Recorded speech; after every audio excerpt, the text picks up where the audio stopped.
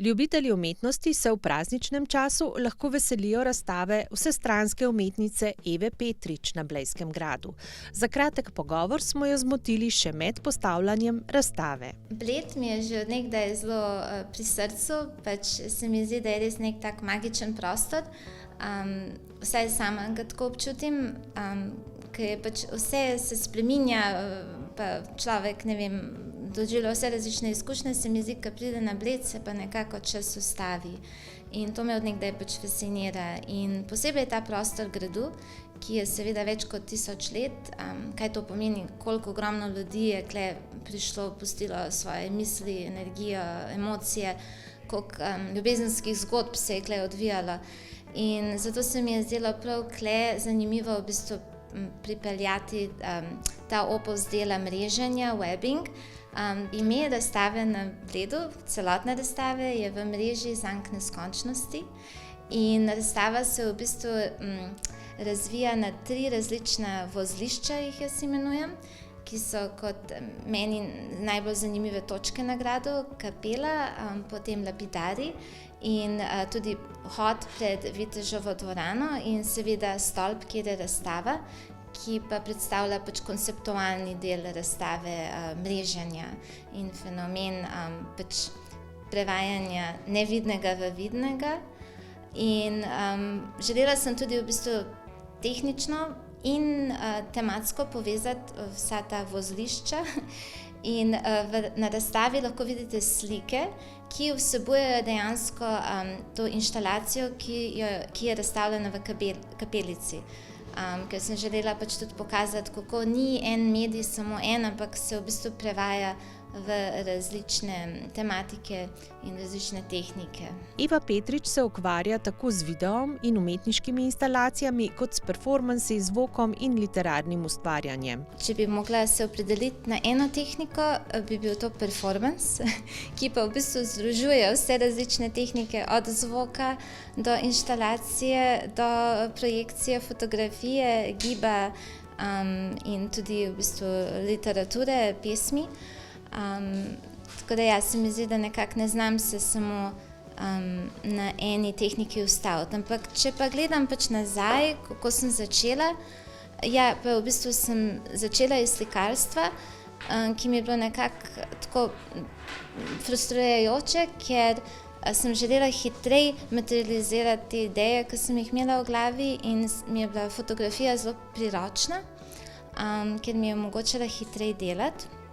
Po drugi strani me pa nikoli ni fascinirala tako ta tehnika, ampak sem vedno rada imela tudi pač slučaj, ki pride zraven, če pa človek uporablja tehniko kot vodo, pa slikarstvo, pa tudi ročno delo. In sem zato se kot prvo nekako fazo svojega ustvarjanja zelo poglobila v analogno fotografijo in sem veliko časa preživela v temnici, kjer pač sem res tudi pač imela ta občutek, da ni vse kontrolirano skozi pač kamero. In to zaznamuje velik del mojega opusa Siva snov, jezik senc, ki jo tokrat tu ne prikazujem, ampak se pa občuti, ker pač ta prisotnost sence kot simbol, kot dejanski fenomen, je vedno nekaj, kar želim obdržati v svojem delu. Njeno delo zaznamuje ustvarjanje v mrežah. Ja, pojem mreže mi je tako, se mi zdi res neka univerzalna prispodoba za življenje, za naše bivanje tu.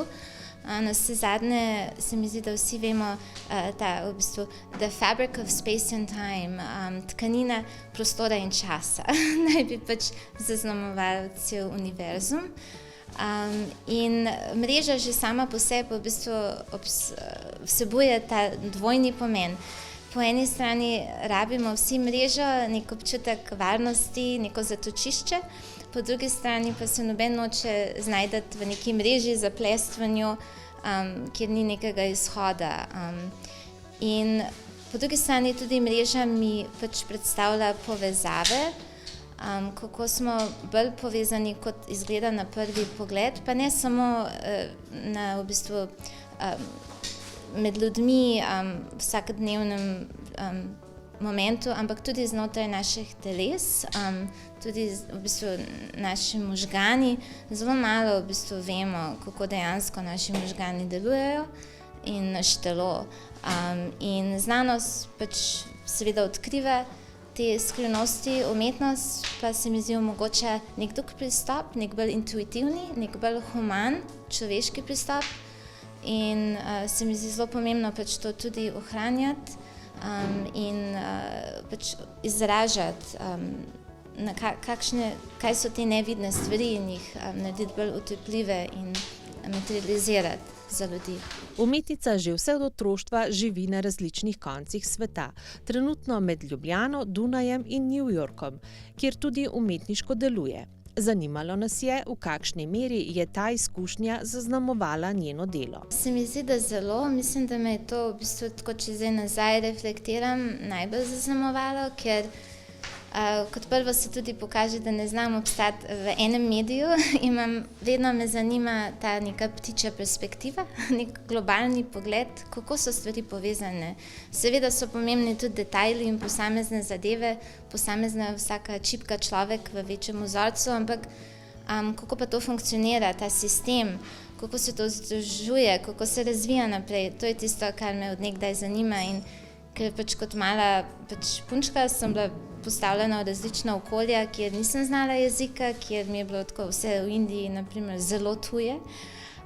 Sem se mogla nekako sama znajti in se mi zdi, da pač točno to opazovanje, iskanje nekih skupnih lastnosti med ljudmi v okolju mi je dalo tudi to nekako kako bi rekla, nek mehanizem za obstajati, da vedno na tak način iščem neke te povezave. Svoje instalacije vedno znova poustvarja tako, da njena dela na vsaki razstavi povsem na novo zaživijo v dialogu s prostorom, v katerem so razstavljena. Pravzaprav, kar je nekako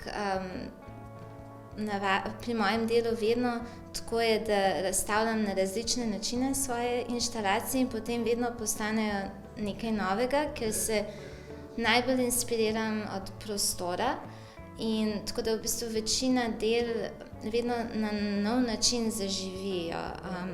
Zato je tudi kdaj komplicirano postavljati, ker težko, nimam še izkušenj, kako bo to delo delovalo na tak drug način in ga v bistvu res zaznamuje prostor.